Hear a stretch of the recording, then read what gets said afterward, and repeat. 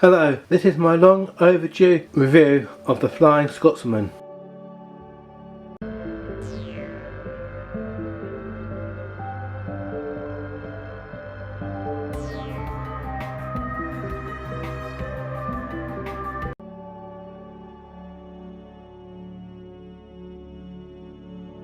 Now I did buy this back in April in 2013 and for some reason I never done a proper review of it, so I thought about time I've done one. I bought this Flying Scotsman in a shop in Buxton. At the time it cost me £140, and what do we, before I forget, this is actually R1152, this particular set. There are other Flying Scotsman sets you can get, or you can actually buy the Flying Scotsman just on its own without carriages or track or controller, like just on its own. The Hornby has produced loads of different versions of the Flying Scotsman over the years, dare I say decades, so depending on which Flying Scotsman you want, or do you want to buy it on its own or in a train set, it's up to you. You just either go to the Hornby website or go to your local model shop. You should go to model shop because you need to be supporting them. Well, inside we have got a track mat, one loop of track with a siding. We have got, of course, the locomotive, two carriages. This is the track you've got 8 curves, 1 point, 1 buffer, got 2 long straights, 3, I think it's 3 half straights, 1 smaller curve, 1 power track, 1 of the old-fashioned type controller and 1 adapter. And that says the LNER Class A1 462 locomotive and Classic T coaches in this set depict the Flying Scotsman as it ran non-stop from London to Edinburgh in the summer seasons of the 1930s. The prototype locomotive had a corridor link through the tender to the coaches, which I'll show you in a bit, to allow crews to switch over without stopping the train. This set contains the starter oval track plus extension track pack A, providing a layout with siding, as I've just said, but you can also add an extra track pack when you're ready to enlarge the circuit. Okay, so let's take a quick look around the box. Well, that's the same as what I've just shown you on the side, and on the back just quick shows you what it looks like. And you've got all these like the basic oval, and then the track pack A, B, C, D, E and F, and then there's some accessories like all the stations, other bits and pieces you can buy for it as well, like station platform, a smaller station, good shed, and it's just, and that's what it says on the side. It's just basically the same all over really. So let's open it up and see what we've got inside. Ta-da! Now, wasn't that all nice and quick? Okay, you notice there's some track missing from here. That's because I've actually used it. I'll quickly show you. You can see on my sidings there. So I'm not going to start taking my track apart just for this review. I've already shown you on the box what's inside. So now this is not the original. This is spare track, which I've got. As you can see, I think it's slightly smaller. That's where all the straights and the points went in that gap just there, and I think the buffer went in that there. This is the old type controller, which is not very good. It's too basic because with too much power it does cut out. And basically, like that's slow, that's top speed, and then that's for your direction backwards and forwards. But that's the old type. Really, if you get this, upgrade to the newer basic one. So a quick look at the newer basic controller. Yes, you've got the same where that's slow and more faster, and then backwards and forwards, but this is where it changes.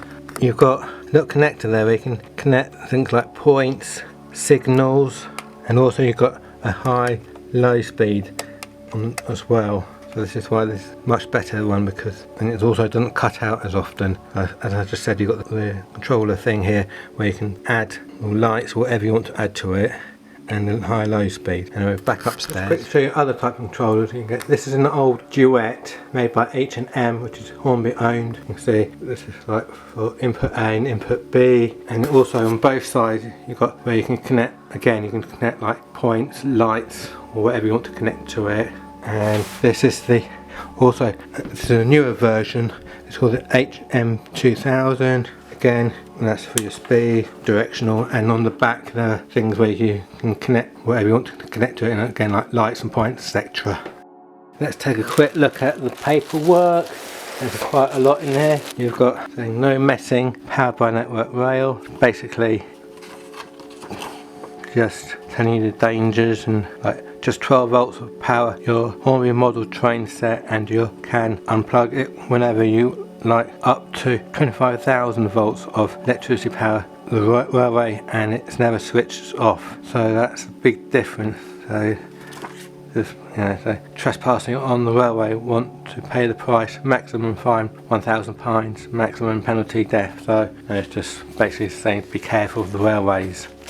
And then this is about the collector, the official magazine of the Hornby Collectors Club, an application form, class A1 locomotive operating maintenance instructions, seen this like a zillion times, lubrication, remove of the body, accessories, brake rods. This is about the train controller. This is the owner's manual. Hornby locomotive operation maintenance, all about the collector magazine, railway modelling, about the DCC, which is digital command control, connecting the power, uncoupling ramps, so about the points, and lastly the track mat. I won't open it up because it is quite big. I've seen what the track mat, what it looks like, but for those who haven't, this is a picture of it on the back of the book. This is what the track mat looks like, and it has 2 loops, and you can have a station there, and you can have a station there, and there's a little siding there for the inner station if you want. There's a water tower there, and there's an engine shed there. You can see got the Flying Scotsman there, and for some reason they put the, I think that's supposed to be the Eurostar there. Let's take out the loco. It was wrapped better than this, but I'll just put it back in roughly. I think there's some holes at the back. Oh no, sometimes they put holes in the back, little finger holes, so you can pull the loco out better. Makes it difficult. There you go. That's the loco. I'll do it up close and personal in a second. Let me just put out the tender. That's the tender. While I'm at it, I might as well pull out the carriages. No holes in the back, so you have to be careful pulling these out. One carriage. Going to do up close and personal with these in a second. You do get an accessories, but I think that's just a blanking out for the chip. That's all you get for the accessories. And I think there was a buffer stop. I'll show you something interesting. I've never noticed this since I had this since from the 17th of April 2013. Like I said, I only just noticed this. In the photograph, I don't know how well you can see that, it has the number there, 4237, and at the far end it says LNER, but actually on the actual carriage it says LNER there, where in the photograph it has a number, but in the photograph where it says LNER, on the actual carriage it has the number. And the same with this one as well. You can just about make the number there 22357, but on the actual carriage it says LNER, and I presume, so if it's the number that side, it say LNER on there, but it's all back to front, and even if I turn it over it says the same, so that should be the number there, and it's no biggie. But and also, I don't know if you can notice, I've actually opened it up. Oh, you can just about see one person there, and I think there's another person there. I've actually opened it up. Oh, and there's a little person. I don't know how well you can see that. There's a person sitting inside. And I've done the same with this carriage. You can just about see a person there and a person there. Well, I've got the carriages here. On the carriages, they don't have sprung buffers. They've got the usual D-type coupling. You can see, I already showed you the people inside. There's not much furniture on top, just the air vents and this little line going across the top there. Small amount of detail on the bottom of a few pipes. And you can say, I don't know if you can read it, but it does say it says Made in China Hornby there. And the same thing with this one. This doesn't have rung buffers on it, D-type coupling on it. Both of these carriages are the LNERT carriages. Again, it says Made in China Hornby on the bottom there. This is a third and a first class with a corridor carriage, and this is also a third and a first class carriage, but with a guard compartment at the end, so they can put the luggage and maybe other bits and pieces in there. So it's like 2/3 for the passengers and 1/3 for the guard. And again, this one has They're like the little air vent things on top with a little line. Now this is the LNER Flying Scotsman, number 4472. No glue marks, got a nice lining, strip lining across there. It has got sprung buffers, front and back. Now let me just show you about the tender. I don't know how well you can see that, but there is a little door there, and then there's a little corridor. You can't really, it's hidden underneath the coal, but you can just about see the corridor go around the corner there. It's very thin, only one person can go down that little corridor at the same time. That's the water compartment there, and then that's the door, as it said on the front of the box, so that the crew can change over while the loco doesn't have to stop. It has 8 wheels, no detail on the bottom. This is actually got pickups on here, and then I can't remember why I put that tape there. There was a reason why I put a tape there, but it does go across there, and then on the thing here there are some metal pickups, so it goes across there. And on the loco, I have stuck a little. It's not. There is detail there, but I don't know how well you can see that, but it's not painted, so it's very dark. There is actually detail there, but can't really see it too well. I'll just put a driver there, and then I know it's a bit dusty because I had this for quite a few years now, and it says Flying Scotsman just over the middle wheel there, both sides. Got the whistle, I think they're metal there. It is quite weighty. We've got a nice dark door there. Again, it says Flying Scotsman that side. I've got the brakes there. So let's take it down to my test track. Welcome to JJ's test track. Here I'm on my test track. I can't go too fast because it's just over 2 meters long.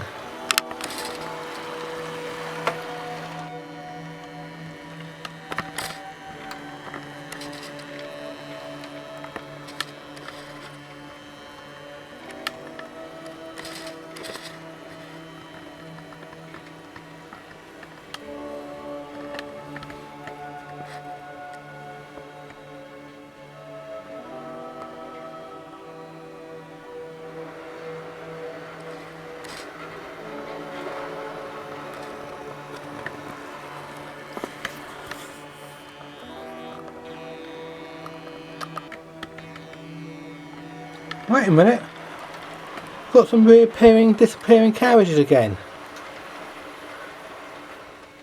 They weren't there a few seconds ago. This is getting really spooky.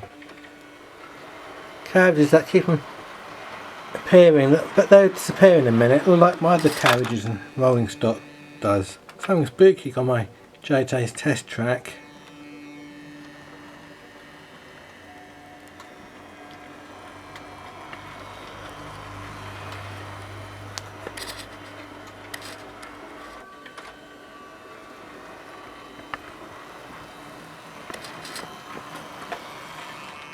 Don't know how well you can pick that up. There you go. You're just about to see, hopefully you can see it saying Flying Scotsman above the wheel there, and the number 4472 LNER. Pick up the number, and how well you can read that. It does say there 4237. That one says 22357, and of course, as I said earlier, LNER and LNER at the back there.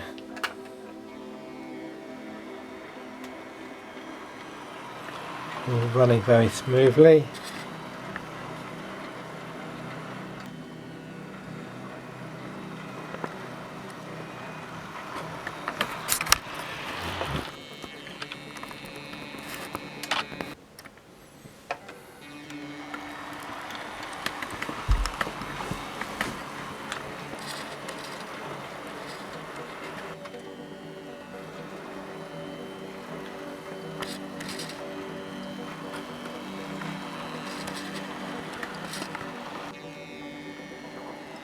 Wait a minute, see what I mean? Reappearing, disappearing, rolling stock.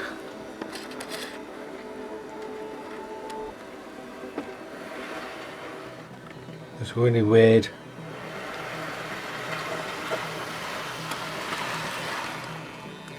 One more time, then we go upstairs.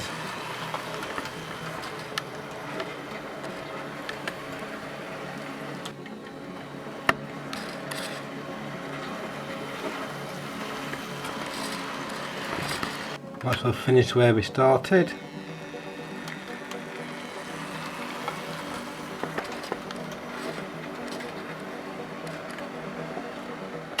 Back upstairs. To the Midland Model Railway. The Triple MR for sure.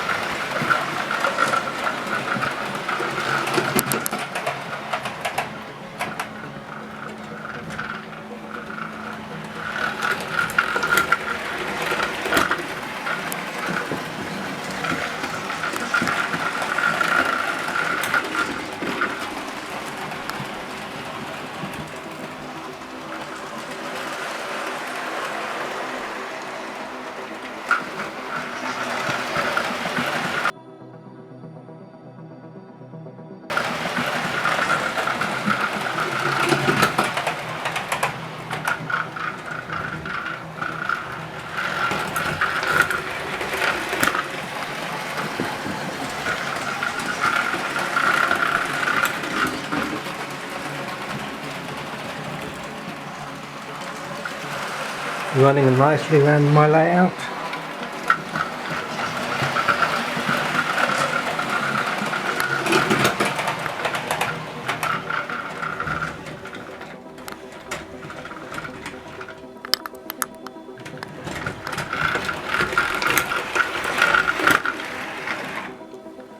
Stopping at the station. Let's reverse them out a bit.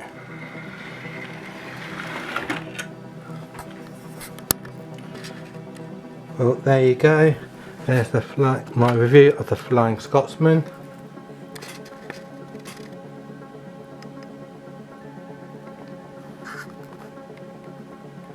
In all glory.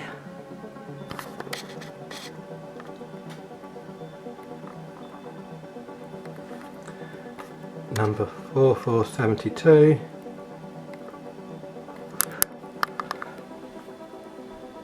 I hope you enjoyed what you saw. Please like and subscribe.